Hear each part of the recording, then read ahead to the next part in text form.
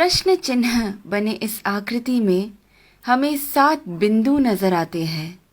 इन 7 बिंदु को 7 नक्षत्र माना जाता है। इन्हें सप्त ऋषि मंडल के नाम से जाना जाता है। ये सप्त नक्षत्र सप्त ऋषियों को दर्शाते हैं। इस प्रश्न चिन्ह के अंतिम भाग से शुरुआत करते हैं। यहाँ से पहले बिंदु को मरीचि ऋषि के नाम से जानते हैं। उसके बाद में जो बिंदु है वो कहलाते हैं ऋषि वशिष्ठा। ऋषि वशिष्ठा की बाईं ओर आपको एक छोटा बिंदु नजर आएगा। ये बिंदु ही है अरुंधति। ऋषि वशिष्ठा के बाद आते हैं ऋषि अंगीरसा। फिर आते हैं ऋषि अत्रि। फिर दाईं ओर की तरफ मुड़ते हुए जो बिंदु आता है वो है ऋषि पुलस्त्य। उसके बाद आते हैं ऋषि पुलह और फिर ऋषि क्रतु। ऋषि पुलह और क्रतु के अंतर को 5 गुना मिलाकर नीचे की तरफ आएंगे तो वहां बसे हैं ध्रुव नक्षत्र। सदा उत्तर में रहने की वजह से उसे ध्रुव नक्षत्र कहा जाता है। इंग्लिश में हम इसे नॉर्थ स्टार के नाम से जानते हैं।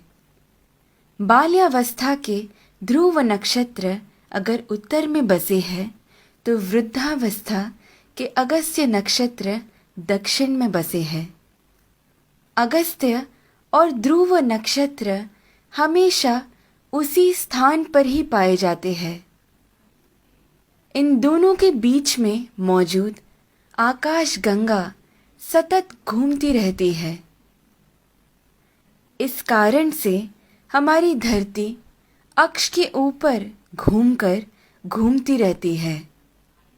ये सच है कि सारा जगत भगवान के इर्द गिर्द घूमता रहता है, लेकिन वो हमें कभी नजर नहीं आ सकता। भूमि के अनेक कालों में से उसे 4 काल में छांटते हैं।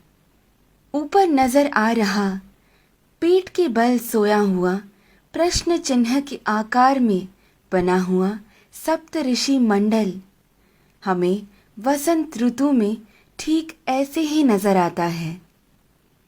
आगे बढ़ते हुए शिशिर ऋतु यानी ठंड के मौसम में हमें सप्त ऋषि मंडल ऐसे नजर आता है।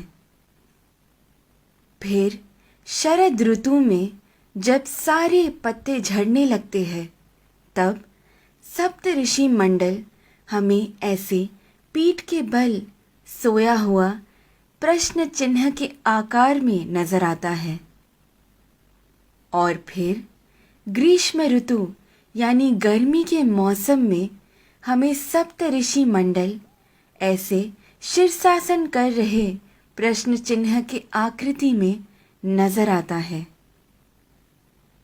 चाहे जो भी हो, जब हम ये सारे प्रश्न चिन्हों को एक साथ में देखते हैं, हमारे सामने एक विशेष आकृति हमें बनता हुआ नजर आता है। वही कहलाता है हमारा स्वस्तिक। स्वस्थ का मतलब है आरोग्यवान।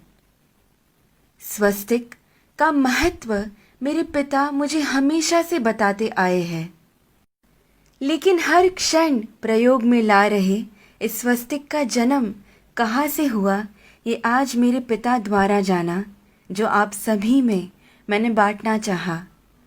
ध्रुव नक्षत्र को देखते हुए हमें ये मालूम होता है कि हम पूरी जिंदगी जिस दिशा की ओर बहते जा रहे हैं वही है उत्तर दिशा।